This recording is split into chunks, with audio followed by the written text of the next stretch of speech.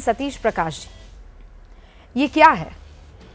मैं ब्रह्मा विष्णु महेश को कभी ईश्वर नहीं मानूंगा, ना उनकी पूजा करूंगा, राम और कृष्ण को ईश्वर नहीं मानूंगा, ना ही कभी उनकी पूजा करूंगा। ये हिंदू देवी देवताओं का अपमान फैशन क्यों बन गया है सर? नहीं देखिए रूबिका जी, इसमें कोई हिंदू धर्म का अपमान नहीं है। ये बाबा साहब की नागपुर में जो धर्म, जो जब हिंदू धर्म को छोड़ते हुए जब उन्होंने बुद्ध धर्म अख्तियार किया, तो उस 22 प्रतिज्ञाओं में से एक प्रतिज्ञा ये भी है कि आज मैं हिंदू धर्म को छोड़ रहा हूं और बाकी हिंदू धर्म के जो भी भगवान है मैं उनसे पीछा छुड़ाना चाहता हूं, क्योंकि दलितों के जीवन में हजारों साल से दलितों ने इन भगवान को ढोया है, लेकिन इनको मानने के बावजूद भी इस देश के दलितों के जीवन में कोई परिवर्तन नहीं आया। वो बाबा साहब ने ये बात मानी और लंबे समय तक हिंदू धर्म से लड़ते रहे अधिकारों के लिए। देखिए एक बात मैं आपको और बताऊंगा रूबिका जी, कि बीजेपी बाबा साहब को तो मानती है लेकिन बाबा साहब की नहीं मानती है। अगर उनको क्या बाबा साहब के इन विचारों से सहमति नहीं है? ये बाकायदा बाबा साहब की एक प्रतिज्ञा। बाबा साहेब अम्बेडकर का ये निजी फैसला हो सकता है कि वो हिंदू धर्म छोड़े, और जब हिंदू धर्म छोड़े तो उन तमाम देवी देवताओं की पूजा अर्चना ना करे, ये उनका निजी फैसला हो सकता है। उनको मानने वाले ये फैसला ले सकते हैं, लेकिन एक मंत्री के पद पर रहते हुए, एक संवैधानिक पद पर रहते हुए, और वो संवैधानिक पद पर जब आप आते हैं तो आप क्या शपथ लेते हैं? आप ये शपथ लेते हैं कि मैं विधि द्वारा स्थापित भारत के संविधान के प्रति सच्ची श्रद्धा और निष्ठा रखूंगा, मैं भारत की प्रभुता और अखंडता अक्षुण्ण रखूंगा, मैं मंत्री के रूप में अपने कर्तव्यों का श्रद्धा पूर्वक और शुद्ध अंतःकरण से निर्वहन करूंगा, मैं भय या पक्षपात, अनुराग या द्वेष के बगैर सभी प्रकार के लोगों के प्रति संविधान और विधि के अनुसार न्याय करूंगा। ये समाज कल्याण मंत्री है, ये समाज के प्रति न्याय कर रहे हैं प्रेम शुक्ला जी। इन्हें समाज के प्रति न्याय करने वाला मंत्री कहूं मैं, जो 10,000 लोगों को ये शपथ दिलाते हैं कि फला फला देवी देवताओं की पूजा कर रहे हैं। एब्सोल्युटली सर, ये समाज के प्रति अन्याय कर रहे हैं, अपने दायित्व के प्रति अन्याय कर रहे हैं, अपनी पार्टी के प्रति भी अन्याय कर रहे हैं। उनकी पार्टी का ये निश्चय नहीं है, और अब तक उनकी पार्टी की तरफ से, अरविंद केजरीवाल की तरफ से, मनीष सिसोदिया की तरफ से, या उनके जो प्रवक्ता हैं उनके किसी भी की तरफ से भी अब तक राजेंद्र पाल गौतम के इस दुर्भाग्यपूर्ण वक्तव्य के विरुद्ध एक भी बयान नहीं आया है।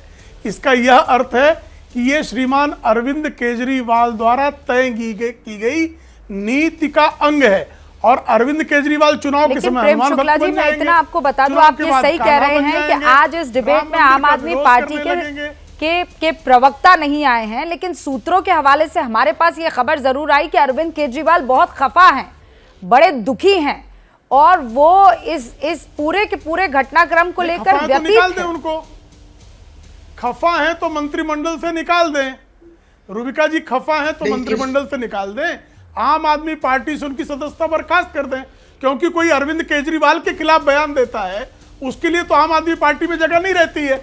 लेकिन अरविंद केजरीवाल जिसको अपना इष्ट मानते हैं भगवान हनुमान, उनके जो इष्ट है प्रभु राम, अगर उनका मंत्री यानी अरविंद केजरीवाल जिनको अपना इष्ट मानने का पाखंड करते हैं, उन भगवान हनुमान के प्रभु श्री राम का अपमान करने के बावजूद अगर अरविंद केजरीवाल राजेंद्र पाल गौतम के खिलाफ कार्रवाई करने में संकोच करते हैं, तो इसका सीधा सा मतलब है कि अरविंद केजरीवाल की सहमति से ही राजेंद्र पाल गौतम ने यह कुकृत्य किया है।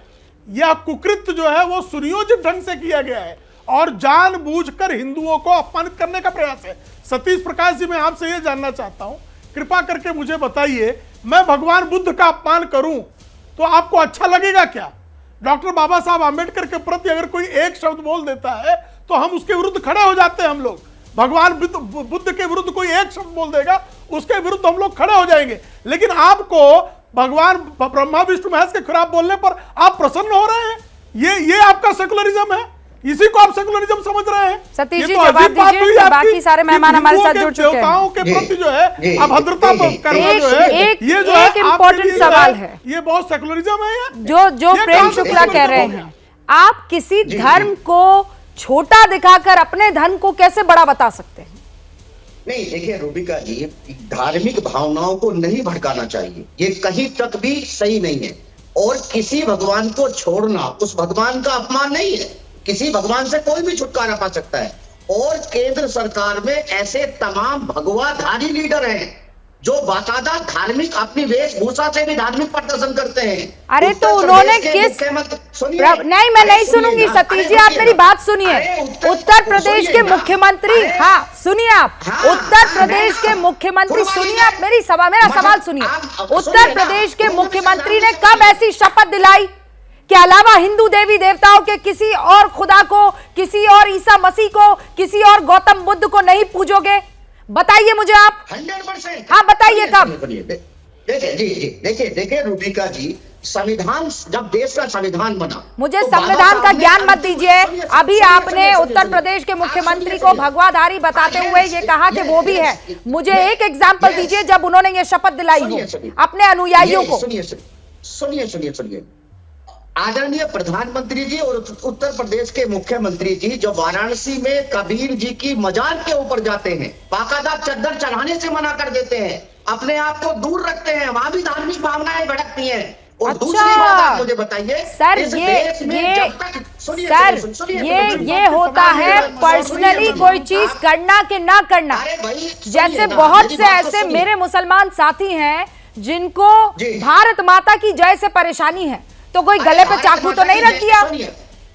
हाँ, जय श्री राम कहने से परेशानी है तो गले पर चाकू तो नहीं रख दिया? भारत माता अलग चीज है। हाँ, मैं प्रभु श्री राम की बात कर रही हूँ, वो अलग बात कैसे हो गई? अरे भाई सुनिए रूबिका जी, आप रामचंद्र जी को अपने गले में डाल कर रखिए, मुझ पर फर्क नहीं पड़ता इस बात का। मेरा कहना यह है कि इस देश में जब तक सामाजिक गुलामी रहेगी, इस देश का दलित, इस देश का पूरा मामला भटकाने की कोशिश मत कीजिए। सामाजिक बुराई के नाम पर आप किसी धर्म को अपमानित नहीं कर सकते हैं। Period sir, period. No if no but. आप किसी भी धर्म को, चाहे वो हिंदू हो, चाहे वो मुसलमान हो, चाहे वो सिख हो, चाहे वो ईसाई हो, आप किसी के भी धर्म को वहां खड़े मन से उनके देवी देवताओं को नहीं पूजेंगे, ये नहीं करेंगे, वो नहीं करेंगे, और वो भी एक मंत्री रहते हुए कोई बर्दाश्त नहीं करेगा। जैसे ही घड़ी का काटा दोपहर 2:30 पे आए, बबीता जी का दिल सास बहू साजिश के लिए मचल जाए। और ये है इनकी बहू, पूरे दिन ऑफिस की टेंशन हो जाए गॉन जब ये करें अपना फेवरेट शो फ्री टाइम पे ऑन।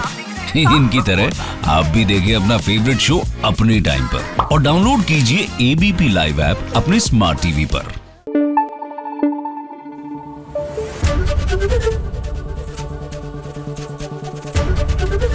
एबीपी न्यूज आपको रखे आगे।